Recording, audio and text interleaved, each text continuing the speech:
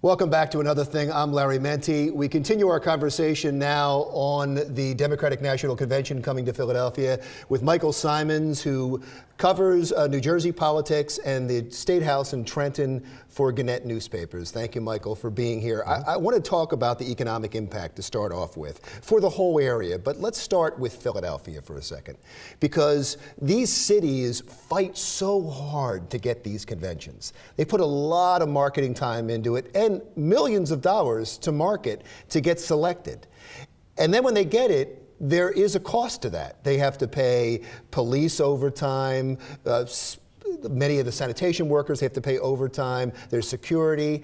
I know there's a boom to some people, like for the restaurants and for the hotels and for the unions in the area, but does the city ever make that money back? I think that it's not the same kind of investment or the same kind of potential reward as hosting the Olympics, but you're also not really necessarily building a lot of new infrastructure for it. You're not building a new stadium and things. Philadelphia has the hotels, has a lot of the capacity to host something like that. So for a larger city like Philadelphia, I think that it's easier to see the benefit of that. Sometimes when a smaller city, one of the other cities that was competing for the Democratic Convention was Columbus, Ohio, and there was some questions as to whether or not they had the capacity and how much money they would then need to put out in order to be able to do that, as well as a city like Philadelphia can, or for that matter, Brooklyn had New York gotten the convention. So I think that the potential to not lose money is I don't think they'll necessarily lose money. I don't know if they look at it as a way to make a whole lot of money off of that and having the economic impact of it. Well, they certainly push it. I mean, you keep hearing about the economic impact, but when they talk about that, they don't necessarily mean to the city, they mean to businesses. They mean to businesses and the residual impact, not just that week. The city of Philadelphia has gone through a lot of rebirth, a lot of change. They've built, been changing a bit, and they basically want to show that off to people who may remember the Philadelphia of 30 years ago, and they want to show what's changed in the city since. So this is an opportunity to get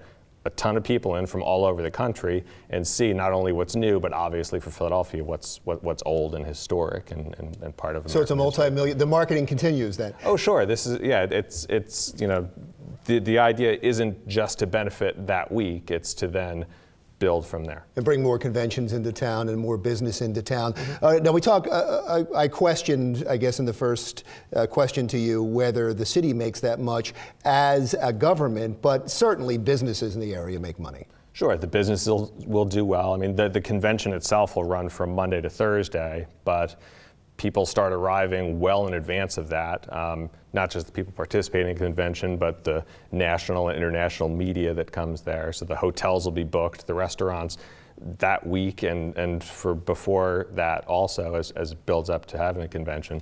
There'll be a lot of economic activity in the city. It should spill outside the city a little bit into southern New Jersey. How much? Like, for instance, how much of New Jersey benefits from Philadelphia getting the Democratic Convention?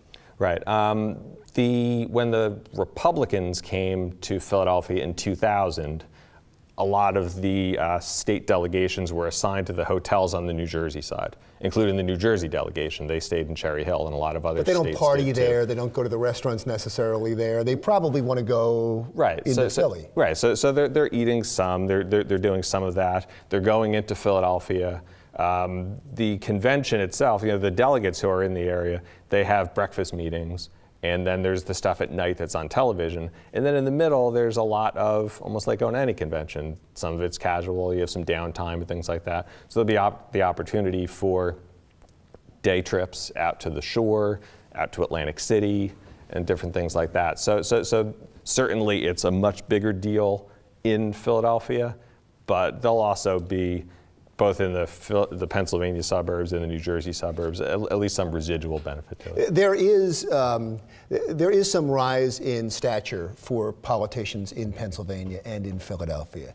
Does that go out at all? I mean, does Christie get a bump? Or maybe he's a Republican, but does Christie get a bump at all? Do people start talking about him because he's nearby? Wolf probably does, the new governor of Pennsylvania.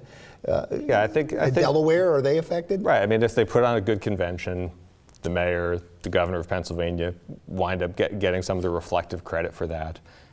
In New Jersey, since it'll be the Democratic crowd that's there, there will probably be a ton of talk about the governor's race, which will be held the following year in New Jersey. So you'll have everybody coming through, and it's Senate President Steve Sweeney's area in his neck of the woods. He was talking about how excited he was that they were coming into basically, his backyard. So there is a benefit, but it's the Democratic candidates. I think so. Because they rise and they get shown on national TV.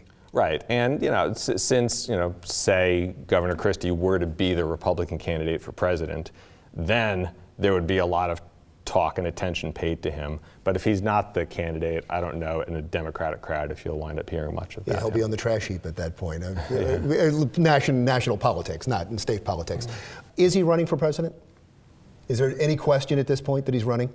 I guess there's a slight chance that he won't, but odds are he is. I mean, he didn't go this far and line up a lot of talent in some of these early primary states and national fundraisers and do all this travel just on a lark. I think that he definitely does intend to run. But if he doesn't think he can win, he wouldn't run, right? Yeah, he was asked about that at CPAC, saying basically a conservative conference they held down in Washington, saying, you were way up in the polls, now you're way down. How do you recover from that? He said, well, the election's not next week. It's a long cycle. He even made the point, if you look back at the polls early in 2007, which is the parallel point for the 2008 election, it was coming down to Hillary Clinton versus Rudy Giuliani. And so these things go in cycles, and you never know. So he says, it's early and there's time for a ton of stuff to change. I'm being wrapped up, but when does he announce? Sooner than later? Before May, so maybe April. Good. But he didn't ask me. So. No, but you cover him. Mike Simons, thank you so much from Gannett Newspapers. When we come back, great deals for a great cause. Dawn goes to an amazing thrift shop for people of all walks of life, and all the money goes to charity. That's next.